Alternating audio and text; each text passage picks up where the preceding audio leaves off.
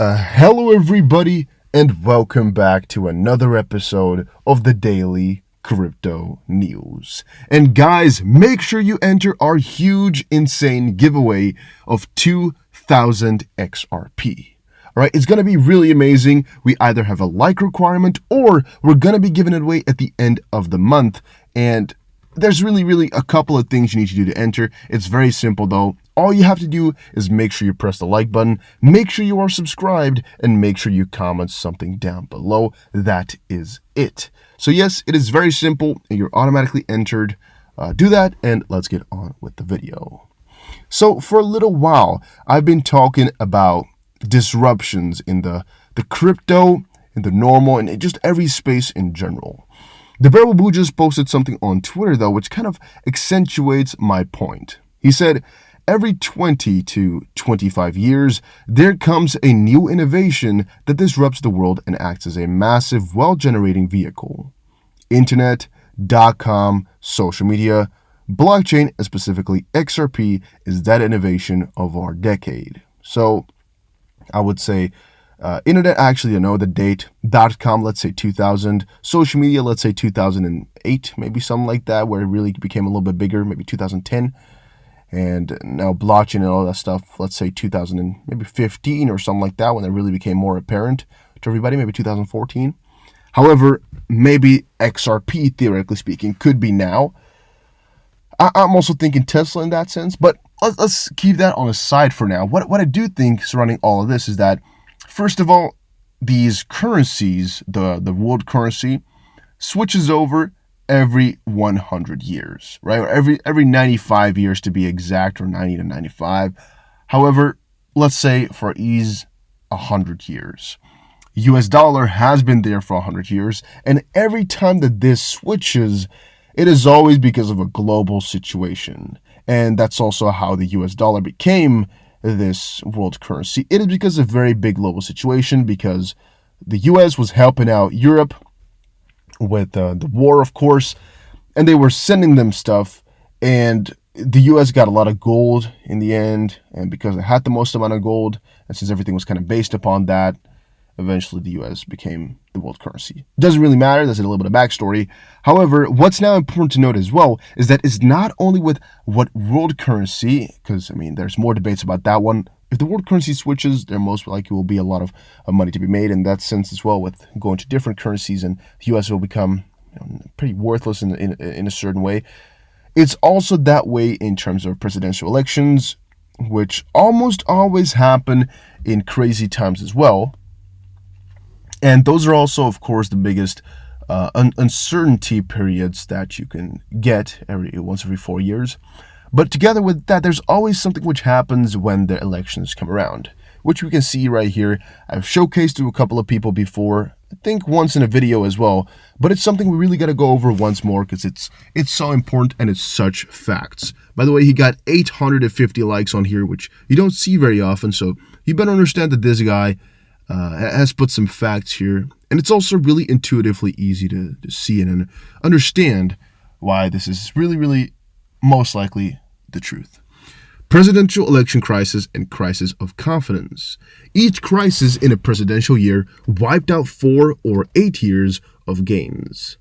And yes, guys, this is for the S&P 500, but as of this point, it is quite impossible, I would say, to note whether or not XRP is going to have a good positive correlation or an inverse one. And since that's the situation right now, it's better to just see what the S&P is going to be doing and then kind of relay further as we get further.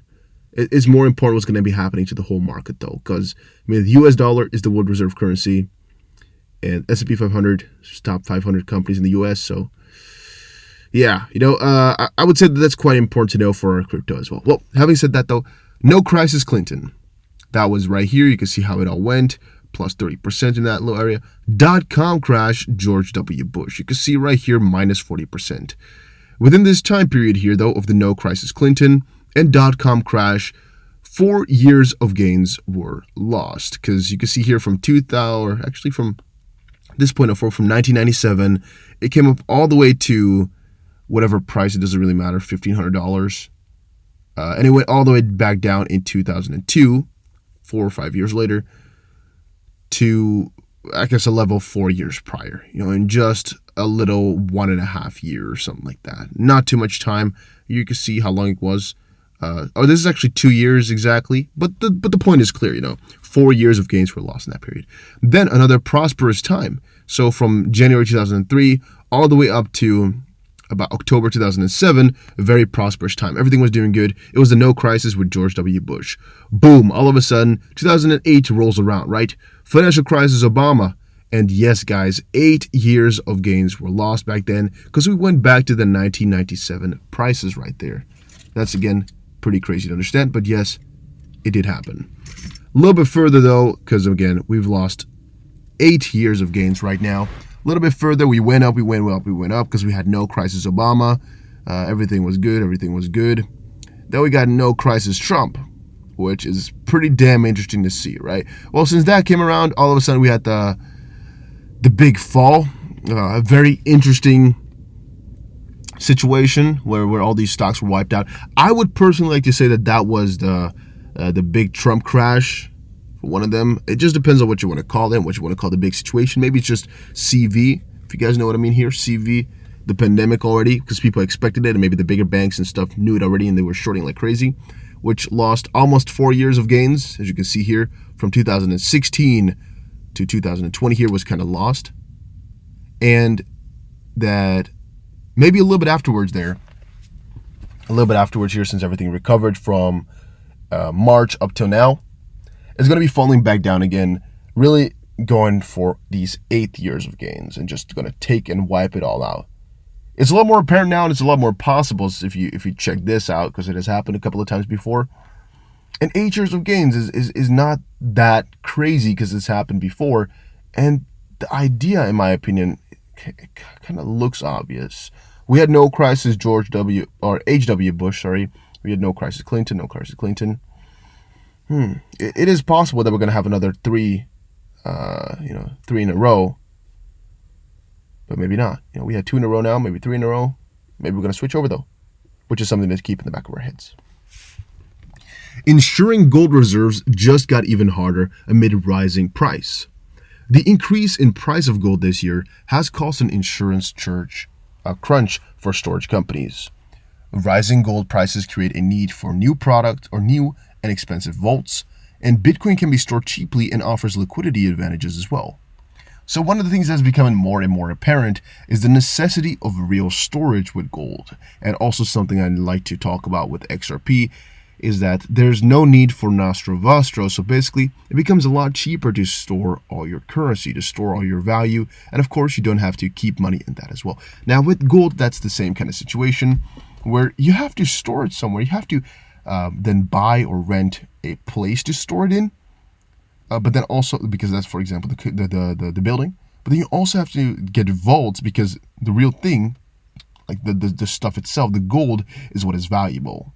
Of course, if you got some crypto, you also have to buy yourself sort of a vault, but theoretically speaking, you don't need an office, right? So the extra costs will always be significantly lower, since you can do everything remotely. You don't need an operandi place, like a base to do things or anything like that.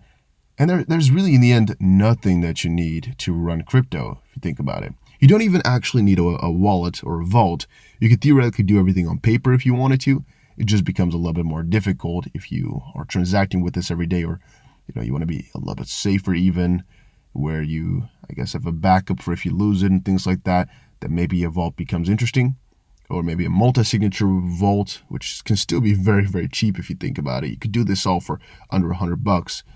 Good luck storing, $100 million in gold for $100. It's going to be a little bit difficult to do. And also with crypto, it's not like it's exponential. Storing $10 worth could be as expensive as storing $10 billion worth. With gold, the more you're going to store, the more expensive it becomes. And that's why this whole situation is getting harder and harder and harder, which is something that really interests me, because I'm like, well, if that's the case and people understand that and notice it, then they'll definitely go piece by piece, switch over to something like crypto. Analyst Plan B predicts Bitcoin price could multiply 3 times from the 288,000 stock to flow model price by 2024. Yeah, once more, guys, that's an idea. Stock to flow is interesting, but it just depends on how you view things. They actually did not include the model, which I would have liked, but 288,000. It could grow 3 times. Whatever, guys. It's stock to flow. It's just an idea of the price going way, way, way higher. So if it happens, we'll see.